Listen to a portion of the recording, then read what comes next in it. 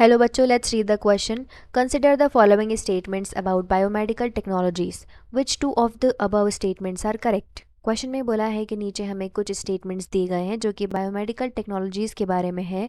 हमें बताना है कि उनमें से कौन से दो स्टेटमेंट्स करेक्ट है और करेक्ट ऑप्शन चूज़ करना है from 1, 2, 3 and 4। So for this question यहाँ जो की कॉन्सेप्ट लगेगा दैट इज़ बायोमेडिकल टेक्नोलॉजीज़ उनके बारे में हमें जो स्टेटमेंट्स दिए गए हैं वो पता होने चाहिए।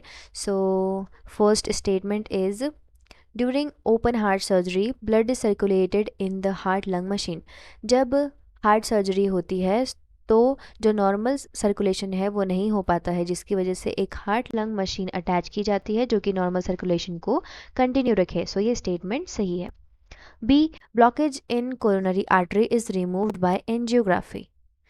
यहाँ बोला गया है कि जो आर्टरी में अगर ब्लॉकेज होता है तो वो एंजियोग्राफी के द्वारा रिमूव किया जाता है, जो कि गलत है। It is removed by angioplasty. So ये स्टेटमेंट इनकरेक्ट हो गया। C, computerised axial tomography CAT shows detailed internal structure as seen in a section of body. ये स्टेटमेंट सही है दैट CAT इंटरनल बॉडी के स्ट्रक्चर को सेक्शंस में show करता है। D, X-ray provides clear and detailed images of organs like prostate gland and lungs. So, X-ray जो है वो ऑर्गन की डिटेल इमेज बताता है, जो कि गलत है।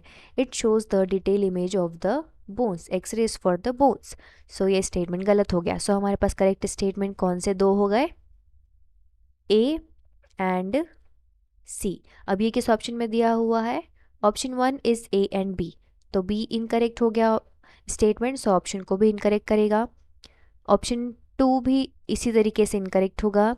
Option third C and D, तो D इनकरेक्ट है, ऑप्शन भी इनकरेक्ट होगा।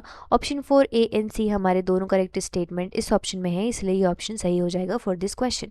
I hope you understood it well. Best of luck.